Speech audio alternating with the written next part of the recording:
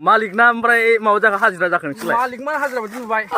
फाग्ला बुंहरानोलाय। मथा-मथि 12 लाखसो फैनायनि टारगेट खालामनोसै। सिख्लाफोरनि हाथाय बायदि 6 मोजां आइडियाखौनो होदों। दा नैबे बेलासि समाव माखासे आबादारि बिथांमोनखौ लोगो मोनदों आं नै खामानि मावलागासिनो दंथारो बिथांमोनहा। ओमफ्राय रोगाबाय आरो रोगानो गोनां दंबावो। नै बे जाबाय जुखाम आबाद। लेबारफ्रानो मावा जाहैदों बेबायदि। दा बिगुमायफ्रासो मावनो गोनां जादों आरो। नै मालिक ना लेबार बेयालाय? लेबारफ्रा बिसोरसो बेखायनोथ' मावदों नोंहा मालिकखाय नेगासिनो दं जाहैबाय आरो। नायगासिनो नै। ओमफ्रायथ' जुखामखौ नायनानै ओरैबायदि मोजां नुदों। बिराद गिदिर गोलाव नै। मा जाया बेखौलाय? मा जाया बेखौलाय? सिख्लाफोरनि हाथाय बायदि 6 सिख्लाफोरनि हाथाय बायदि आरो बेयो। जोंना जायालै जरा मामुनिसै। ओमफ्राय खै बिगा फोआमोन? 7.5 बिगा। 7.5 बिगा। 7 बिगायाव दब्लायसे खम जाबाय आरो माने 20 बिगा रज'याखै। ओमफ्राय बेसेबांसो मोनथावथाव बायदि मोनदों? बेसेबांसो मन? 3.5 लाखआथ' फैथारनांगौ। 3.5 लाख? 3.5 लाख फैथारनांगौ। थिगानो दं बिदिब्लाथ'। गैयाबाबो 3.5 लाख, 4 लाख बिदि बारगोन। बिनि गेजेराव आरो। आच्छा थिगानो दङ बिदिब्लाथ'। गैयाबा 3.5 लाख फैथारनांगौ आरो। 3.5 लाख फैयाबाथाय बे खामानिसो मावलाबो। खामानिसो मावला। एबारसो गिबिखा नामा नोंसोर मावनाया? 4 लाख गैलाय। जुखामजों लाखांबाय नों गोजा साइकेलाबो सिगोन। साइकेलबो गारिबो लाखांबाय? जुखाम मावनानै? ओमफ्राय साइकेलाबो? मा हेन्द होनदोंमोनलाय? थार्ड हेन्दसो होनदों नामा? जुखाम मावनानै गारि लादों जाहैदों। गारिबो मोनबाय आरो बिसोरो। बे गारि ओमफ्राय बे साइकेल बेखौ मोनखांबाय जाहैदों बिसोरो नै।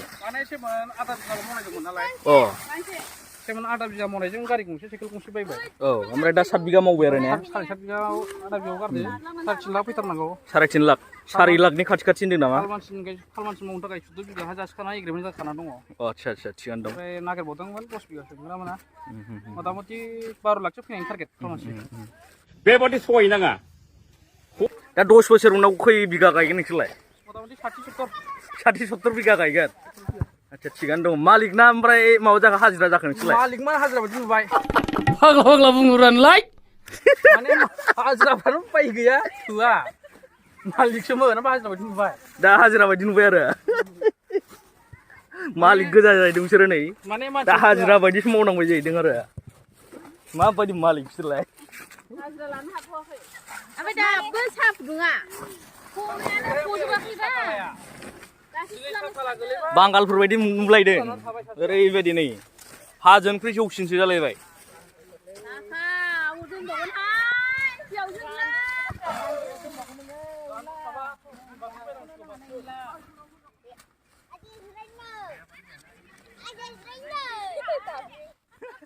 लोगोफोर 15 दिननि उनाव आं बिसिनि माने आबाद मावनायखौ बेसेबां मोनमारो बेखौ नायगोन।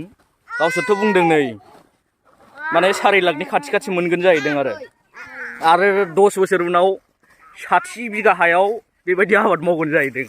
दा 10 बोसोर उनाव 60 बिगा गायनो हामारगोन ना हामारा बेखौबो नायनोसै। ओमफ्राय 15 दिन उनाव 4 लाख मोनमारगोन ना मोनमारा बेखौबो नायनोसै आं नोंथां। आच्छा आलादा मावदेरबावगोन। मा मावनो थांखि दं?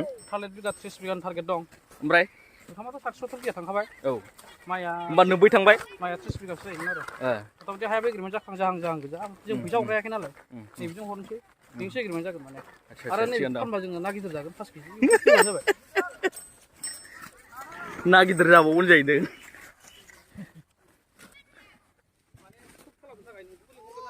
आच्छा थिगानो दं। बिदिबा आंबोथ' मोनजाफानायनि आसा दंसै। हाब दिनैलाय मा दाउ बिरबोलाबायदोंलै इसिबां मोजांनो नै वाव ओरैबायदि बिरदों आरो। बे बिथांमोनानो जादों चिरां जिल्ला बिजिनिनि सिङाव थानाय 1 नं हास्रावबारि गामिनि आबादारि बिथांमोन। आरो नै जुखामखौबो सोरनोबाफोर जोलैनि गोनांथि बा माने बायनानै लांनानै गुबुनाव फानहैनायनि नोंथांमोना सुबिदा दङब्ला लांफैनो हागोन बिथांमोनजों कन्टेक्ट खालामनानै। कमेन्ट सेक्सनाव फन नाम्बारखौ बिहरनो हागोन आरो डाइरेक्ट गावसोरजों कन्टेक्ट खालामनो हागोन। ओइयावलाय जि नायखादों